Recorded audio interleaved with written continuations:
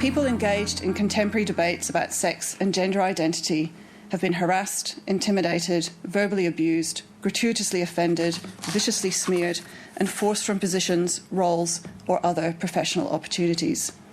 Some of our participants have been targets of these tactics. Hello, I'm Paul Berry. Welcome to Media Watch and to a difficult conversation we need to have. 2 weeks ago, on a Tuesday evening, around 100 people went to Melbourne University for a panel discussion chaired by former ABC radio host John Fain. The subject, pride and prejudice in policy. But what promised to be a quiet night turned out to be anything but. As Fain lamented in The Age, 8 or 9 noisy trans activists tried but failed to shut down a forum I was chairing. It came as something of a shock to find myself being aggressively accused of transphobia, of creating a risk to other people's health and safety simply for wanting to have a discussion. In the days leading up to the debate, 2 trans activists had pulled out of the discussion because they refused to share a platform with people they claimed were anti-trans activists. And the ABC's Paul Barclay had also stepped down from hosting the debate after getting slammed on Twitter when he tweeted he was looking forward to it. Good to know you're looking forward to cheerfully discussing trans elimination with a bunch of cis people, you dick. Why would you participate in normalising transphobic hate speech? Importing UK turfism into Australia. Shame. So, what exactly was the debate they wanted shut down? And why is this on Media Watch? Well, around a year ago, 2 British broadcasters, the BBC and Channel 4, pulled out of a workplace diversity programme run by the UK charity Stonewall, which champions LGBTQ rights, with the BBC's Director General Tim Davie issuing a statement to say, Over time, our participation in the programme has led some to question whether the BBC can be impartial when reporting on public policy debates where Stonewall is taking an active role. The BBC's withdrawal came 1 month after high-profile BBC radio host Stephen Nolan published a 10-part podcast, which topped the charts on Apple and Spotify, examining whether the BBC's editorial output had been affected by its relationship with Stonewall. This had reportedly turned up Numerous instances of BBC internal policy and editorial output that appeared to breach the corporation's own impartiality guidelines. These included Stonewall being consulted on the BBC's style guide and recruitment language, and a BBC reporter presenting a Stonewall video on TikTok. But Nolan's key concern involved the BBC's participation in Stonewall's Workplace Equality Index, which is essentially a competition for employers in which the BBC became a diversity champion. As Nolan's colleague David Thompson explained, the BBC said that some of the things that had helped them move up Stonewall's equality index was that they had appointed the first ever LGBTQ plus news correspondent and first gender and identity correspondent in BBC News. We've corporately adopted the term LGBTQ plus, Stonewall's term, and that we've been raising awareness of the importance of gender pronouns. Now, they're all issues that Stonewall have lobbied on and the BBC has moved on. So that is prima facie evidence of Stonewall having some success influencing the BBC's editorial. And I know some journalists in the BBC saw it exactly that way. Many will say those changes are good. But according to one BBC journalist, Samantha Smith, there was still a problem. That the BBC was in bed with a lobby group and paying money to it and seeking its approval. As a presenter, she said, she had often been asked to do things for charity, but I said no to everything. You know, I was absolutely clear on it that this is what the organisation expected of me personally, not to align myself to any cause or political position, however noble, however kind, however well-meaning it seemed to be. And why had she turned down all those good causes?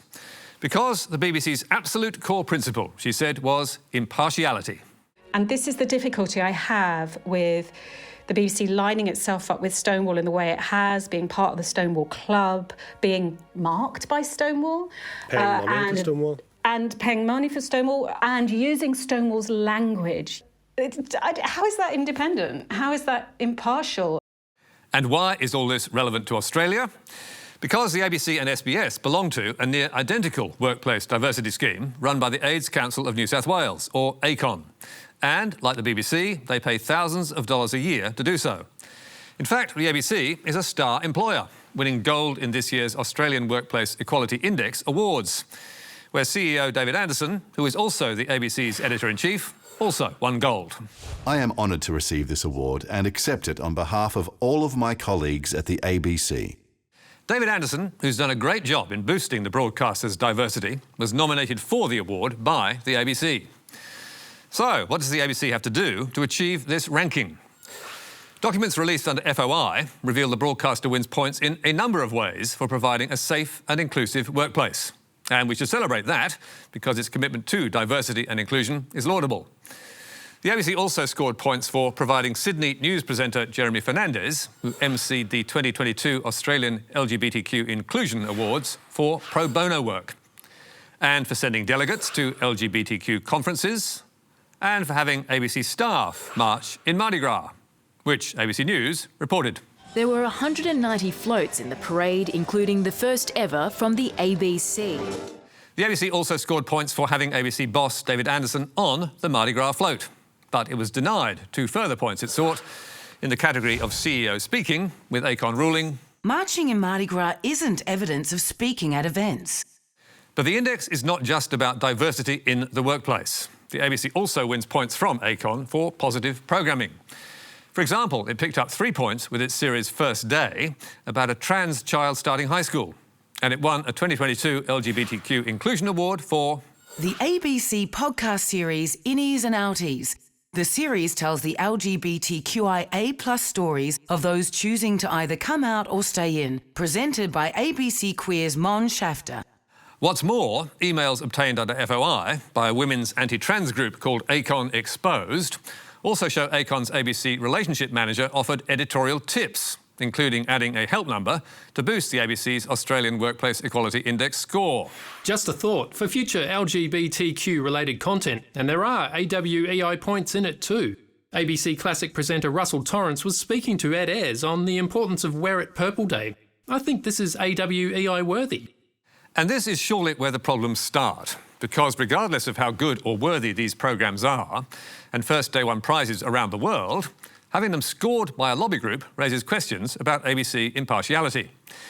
Imagine, for example, the ABC paying thousands of dollars to Greenpeace and winning prizes for running stories attacking the fossil fuel industry, or paying money to the Australian Republican movement and being rewarded for a series criticising the monarchy. How would that be defensible or impartial? And what if the ABC also steered clear of debate on contentious matters, as it arguably does on transgender issues? In August, MediaWatch pointed out that the ABC had failed to cover the controversial closure of the UK's famous Tavistock Gender Clinic, and that it had given scant coverage of the High Court case against the clinic from Keira Bell, who alleged she had been rushed into treatment with puberty blockers without due care. When Keira was a teenager, she desperately wanted to be a boy. Now 23, she regrets the transition she underwent and says instead she was struggling with a complex identity issue. I was lost and confused and, I thought that was the solution to my problems and, they led me to believe the same thing. We also noted that the ABC had ignored legitimate medical debate about caution and safeguards in treating gender dysphoria in children. 2 days later, ABC Sydney's Josh Sepps invited Dr Philip Morris, who urges caution, to talk about these matters. This was his reaction. It's wonderful to be invited by the ABC to put a point of view. I feel, the people who've been looking at this from the perspective of what's best for children have been sort of standing. It's like being at a dance hall and waiting for the ABC to offer to take us for a dance. So I'm hoping I can do a few twirls with you today, but it's great to be here. 1 week later, the ABC came under fire again as Q&A put together a panel to talk about inclusion in sport, and social media lit up with complaints from women about the lack of balance. This week's Q&A on ABC Australia is on trans inclusion in women's sport. A panel of men and one woman who is openly pro-trans. Where is our voice? The stories of women directly impacted by sex self-ID. Surely your announcement on the panel for this discussion is satire, Q&A. Of course you'd include sportswomen affected by this. ABC then added a female athlete to its panel at the last minute to meet those concerns. And last week there was criticism of another story from April this year on transgender athletes in women's sport. ABC chairwoman Ita Buttrose said she regrets serious editorial lapses in a misleading ABC story about trans women in sport, which did not include research that showed they can retain physical advantages. Those comments were in response to a letter to the ABC chair from campaigning Liberal Senator Claire Chandler, who wrote, I suggest that this series of errors and breaches of standards could only have occurred in circumstances where the author set out to make a predetermined case. Following a review, the ABC story was updated to include more research, including a study showing trans women in the US Air Force ran on average 12% faster than biological women. Now, we have not conducted a full audit of the ABC's editorial coverage, but the concern here is that it is not impartial, but one-sided. So, does the ABC believe that that's so? And does it accept that its partnership with a lobby group, ACON, could be a problem? In short, the answer is no, and no. It told us participation in benchmarking indexes has no bearing on content commissioning processes and no influence on editorial content. With a spokesperson highlighting the ABC's independence and integrity, insisting the newsroom remains in control of all content, and stating that editorial decisions are not improperly influenced by outside interests.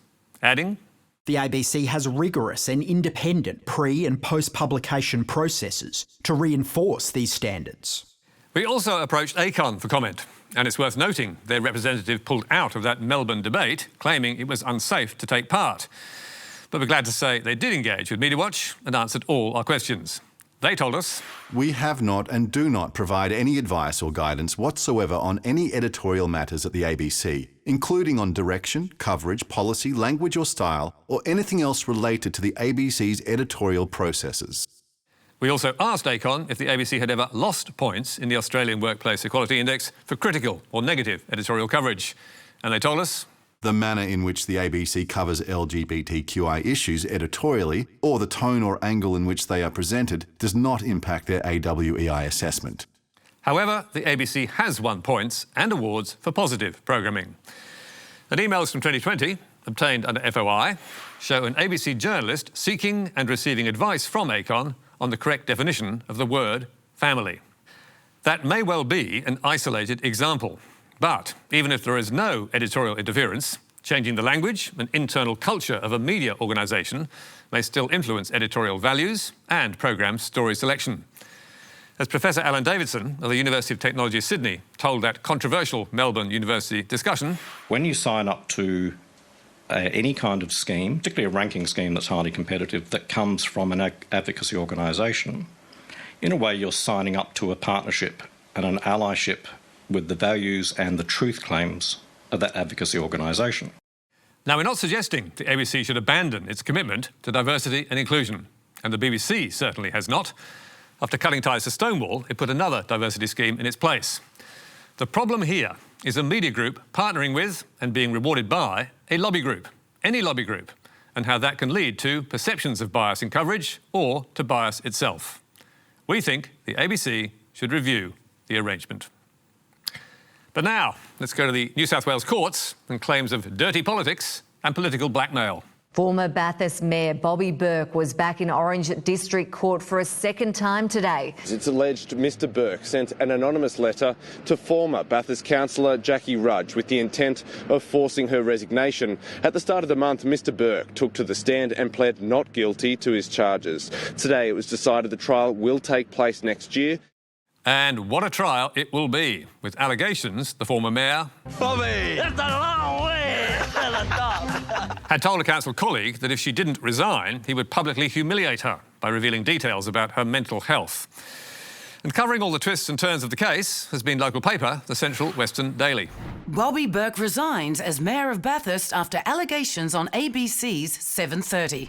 Former Bathurst Mayor Bobby Bourke pleads not guilty. Matter to go to trial. But 2 days before Bourke's trial date was set, the Central Western Daily had breaking news. Ex-mayor's fitness for trial raised. A former Bathurst mayor accused of blackmailing a fellow councillor over her mental health status has seen a psychologist to determine his fitness for trial. A dramatic development, given neither the former mayor's mental health nor his fitness to stand trial had been raised before. But 2 days later, the Central Western Daily was back with an embarrassing confession. An article, Former Mayor's Fitness for Trial Raised, was published in error. which is a polite way of saying we got the story totally wrong. We acknowledge that the former mayor has never seen a psychologist to determine his fitness for trial, nor has his fitness for trial ever been raised in the proceedings. We apologise to Mr Bourke for any hurt, embarrassment or damage caused by the article. So how on earth did they get it so wrong? Especially when the former mayor was not in court on the day the story was written. Well, buried in the apology was this clue. It related to a case unrelated to the matter involving Mr Bourke. In other words, the paper appears to have mixed up two separate court cases. And how did that happen? Well, appearing in Orange District Court on the day of the story was another man with the same last name. So, did the Central West Daily mistake one Bourke for another? That's what we asked the editor of the Central Western Daily, but I'm afraid he declined to answer our questions. Either way, it was a bad stuff-up that ran across 4 of ACM's mastheads, and the fact that ACM won't come clean with readers or with us about how it happened just makes it worse. That's all from us for tonight. You can read full statements from the ABC and ACON on our website, and don't forget our latest episodes of Media Bites on Facebook, YouTube and iView. But for now, until next week, goodbye.